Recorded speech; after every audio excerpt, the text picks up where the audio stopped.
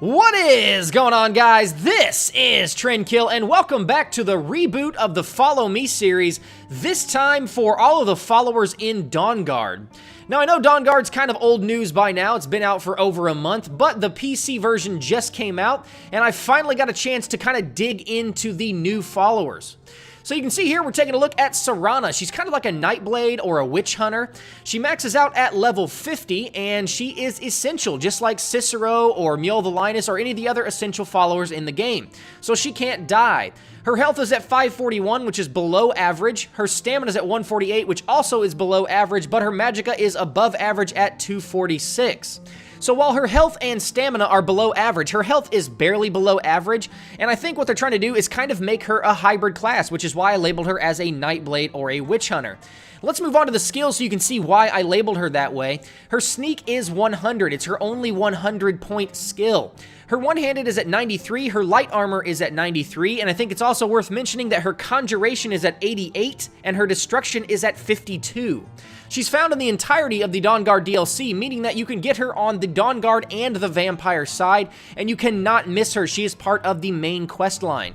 As far as her spells are concerned, she's mainly going to cast the vampire spells. You're going to see her cast Vampiric Drain. You're also going to see her Raise Dead. I'm assuming that's her Vampire Servant spell. And she'll occasionally cast Ice Spike before running in with her dagger or one-handed weapon, whatever you've given her.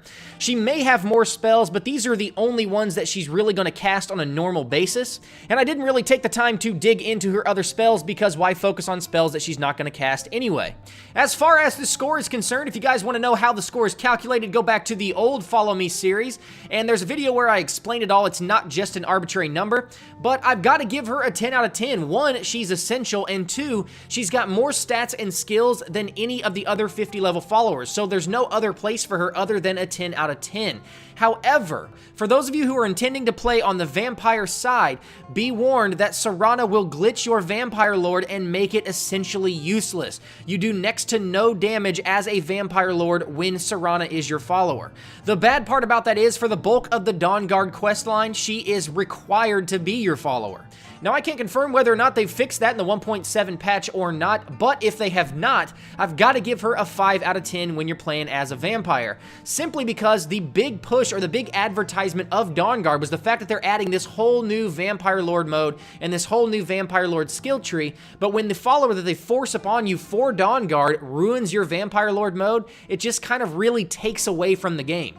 Now, the only reason I gave her a 5 out of 10 instead of a 0 is because outside of Vampire Lord, she's just as useful as she is on the Dawnguard side of things.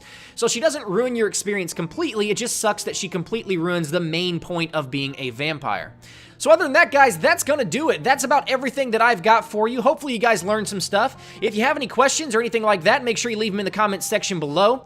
Also, if you found this video helpful, go check out my channel over at TrendKiLLv01. If you go over there and you like what you see, I would greatly appreciate it if you subscribe to me. And until next time, guys, I'm gonna go ahead and get out of here. Thanks for stopping by and hanging out with me, and we'll see you next time. Thanks, guys. Bye.